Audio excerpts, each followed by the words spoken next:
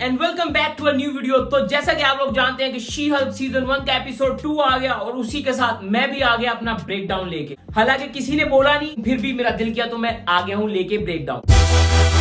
सबसे पहले तो एलिफेंट इन द रूम को हम डिस्कस कर लेते हैं कि एपिसोड बहुत छोटा था यार। पूरा एपिसोड 25 मिनट का था और तकरीबन जो ओरिजिनल देखने वाली फुटेज थी वो 23 मिनट की थी। उसके बाद एंड क्रेडिट्स थे सारे। इतना छोटा एपिसोड शुरू होते ही खत्म हो गया यार। वो भी यही कहती थी शुरू होते ही खत्म हो गया। What is this behaviour Marvel, थोड़ा लंबा एपिसोड दो हमें। We want more She Hulk. चलो अब थोड़ी स्टोरी लाइन की और बात कर लेते हैं और मैं थोड़ी सी आपको कॉमिक बुक का ज्ञान भी पहनने वाला हूँ, उस पे भी आएंगे थोड़ी देर में। स्टोरी शुरू कहां से होती है, जैसे कि पहले एपिसोड में शी हल्क बोलती रही कि यार मुझे नहीं बनना शी हल्क, मुझे नहीं बनना, मुझे अपना लॉ का करियर कंटिन्यूसली करना है। लेकिन लास्ट एपिसोड में हमने देखा था कि कैसे उसे अपने कोर्ट रूम में शी हल्क बनना पड़ गया।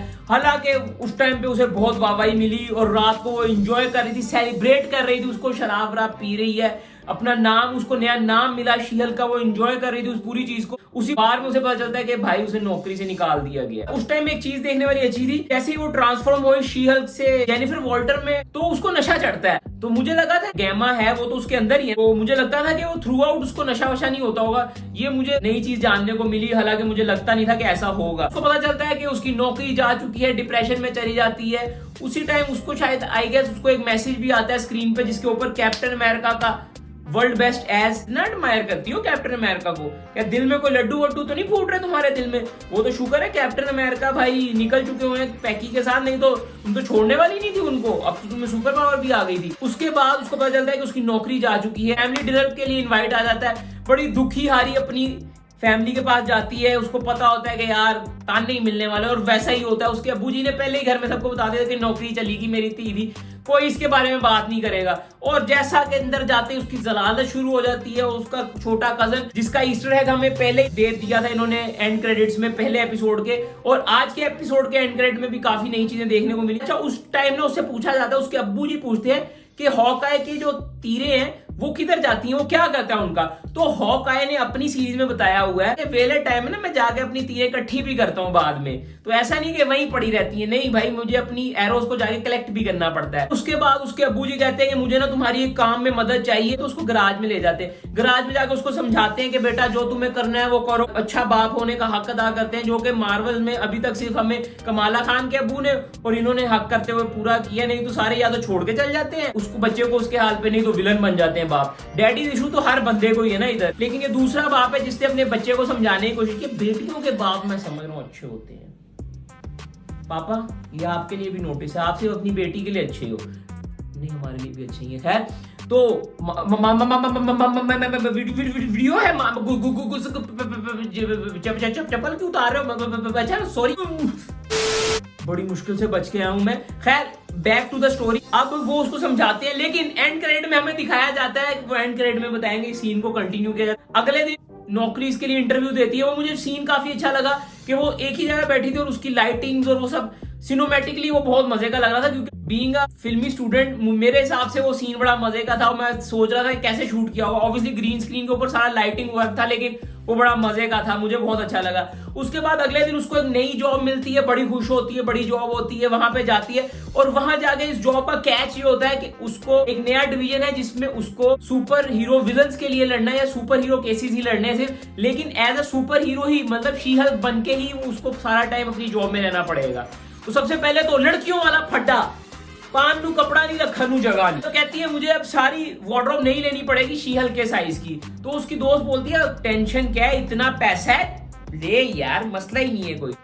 अब उधर उसको ना एक बंदा आके वो जो गिफ्ट्स वगैरह बकेट उसको प्रेजेंट करता है, उसमें वॉशरूम, अच्छा सबसे बेस्ट वॉशरूम का मैप भी होता है और काफी टाइट सा उसको ऑफिस मिलता है। उसको पता चलता है कि उसको अबोमिनेशन को डिफेंड करना है। जाती है अबोमिनेशन से मिलने, बहुत हाईटेक सिक्योरिटी एरिया में जाकर उसका केस सुनती है। अबोमिनेशन उसको बोलता है कि भाई देखो मैं भी बुरा नहीं हूं, मैं अपने टाइम में अपने आप को कैप्टन अमेरिका समझ रहा था, गवर्नमेंट ने मुझे टीका दे दिया, मैंने लगा लिया, मुझे लगा था मैं कैप्टन अमेरिका जैसा हीरो बनूंगा, बाद में मैं विलन बन गया, मेरी कोई गलती नहीं है, मैं फंसा हुआ, मुझे कुछ लोग अच्छे लग गए हैं, ये देखो मैं उन लोगों के साथ जाके फार्म पे रहना चाहता हूँ, थंडरबोल्ट मुझे लग रहे हैं। वो तो एंड में थंडरबोल्ट का ही रेफरेंस दे रहा था, उसको थंडरबोल्ट बनना है, मैं बता रहा हूँ उसको पूरी टीम में जाना है, मैं बता रहा हूँ कोई नहीं छुड़ाएगा उसे। जोक्स अपार्ट, वो बोलता है कि मैं सुधर चुका हूँ, एक्टिंग से तो लग रहा है सुधर गया, लेकिन जो जो ईस्टर एग्स दिए जा रहे थे वो यही है कि भाई वो आगे जाके थंडरबोल्ट बनने वाला है, और थंडरबोल्ट मूवी अनाउंस हो चुकी है, तो थंडरबोल्ट तो वो बनने वाला है। On the other hand Thunderbolts में ना बहुत सारे हल्क है, रेड हल्क है,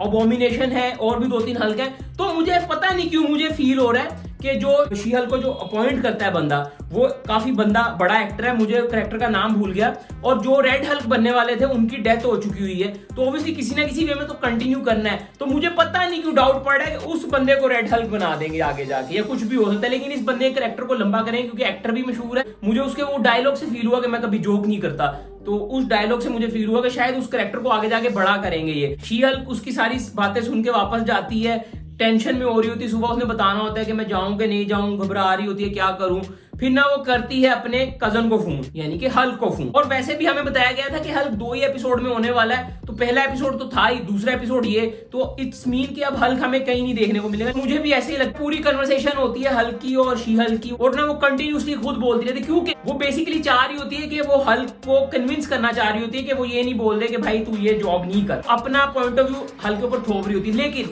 हल्क पहले से प्रिपेयर होता है, क्योंकि हल्क बोलता है भाई 15-20 साल हो चुके हुए उस लड़ाई को, अब तो मैं वो बंदा भी नहीं हूँ, लिटरली। पहले एडवर्ड नॉर्टन था वो एक्टर, और अब मैं वो एक्टर भी नहीं हूं। और उसी time She Hulk fourth wall break करती है, वो मुझे बड़ी अच्छी लगी। अच्छा, फोर्थ वॉल की बात करते हैं तो पूरे थ्रू आउट एपिसोड में She Hulk fourth wall break कर रही थी, और वो बहुत अच्छा लग रहा था। जब वो शी हल्क बन के अपने ऑफिस में भी जा रही थी, वो मुड़ मुड़ के बातें कर रही थी, वो बड़ा मजे का सीन लग रहा था। सीजीआई के बारे में आगे जाके थोड़ी सी बात होती है, अभी तो सिर्फ स्टोरी के ऊपर बात कर रहा हूँ। इससे मुझे सीजीआई भी याद आ गया, उसके बारे में थोड़ा आगे जाके बात करेंगे। इवेंट फोर्स चलता है दोनों कजन्स में, और हल्क उसको बोलता है, वैसे ही मुझे ब्लॉन्स्की का लेटर आया था, बड़ा अच्छा लेटर था, तो मैंने उसको दिल से माफ कर दिया, तो तू कर ले। उसके बाद शी हल्क बोलती है कब विजिट करने आ रहे हो, तो भाई उस टाइम हमें पता चलता है कि वो सकार की शिप पे है भाई, और वो सकार जा रहा है। मैं लिटरली उस टाइम चीखा हूं, वर्ल्ड वॉर हल्क, और मेरे घर वाले कहते क्या हो गया भाई, मैंने कहा कुछ नहीं, हल्क सकार जा रहा है, और सकार जाके वो मिलने वाला है अपने दोनों बेटों को। उसके बारे में मैं आगे जाके कॉमिक बुक का ज्ञान पेलता हूँ, पहले एपिसोड का थोड़ा ब्रेक डाउन कर ले। उसके बाद भाई वो चला जाता है उधर, और जेनिफर वॉल्टर अपने बॉस को कॉल करके बोलती है कि मैं ब्लॉन्स्की का केस लेने को तैयार हूँ। तभी वो बोलता है कि भाई टीवी तो चला के देख ले। पहले टीवी चलाती है तो हमें पता चलता है कि शैंग-ची में जो फाइट हुई थी वो ऑनलाइन किसी ने पोस्ट कर दिया है, कॉम्बिनेशन की वो वीडियो यहाँ पे। और उस टाइम मेरे दिमाग में इतने सवाल उठे, मैंने कहा टाइमलाइन क्या है, टाइमलाइन कंफ्यूज हो गया मैं। टाइमलाइन में थोड़ा सा उसके बारे में भी बात करेंगे। और वहीं पे जेनिफर वॉल्टन कैमरे में देखे कहती है फंस गई मैं। अच्छा, वो इस तरह का नहीं बोलती कि यार अब मैं गलत जॉब ले ली, वो ये कहती है कि मैं अपने बच्चों को कैसे बचाऊंगी, क्योंकि ऑब्वियसली केस तो ले लिया हुआ है ना उसने। चलो भी अब थोड़ी सी डिटेल में बात कर लेते हैं। सबसे पहले जो चीज मैं बोलना चाह रहा हूँ कि सीजीआई, वही मसला जो पहले एपिसोड में था, इस एपिसोड में मुझे थोड़ा कम फील हुआ है, मे बी क्योंकि हम लोग कनेक्ट हो चुके होंगे, अब हम आदी हो चुके हैं उस चीज से। लेकिन काफी हद तक सीजीआई में इशू था। मैं आपको एग्जांपल देता हूँ, बिकॉज टाटियाना इतने एक्सप्रेशन होते थे उनके मुंह पे, इतने इमोशंस होते थे, लेकिन जैसे ही वो शी हल्क बनती थी उनके स्टिफ हो जाते थे थोड़े से इमोशंस, और उनकी बॉडी भी थोड़ी स्टिफ हो जाती थी। वही चीज है, थोड़ा सा टाइम चाहिए था एडिटर्स को इसको एडिट करने के लिए, इसको परफेक्ट करने के लिए।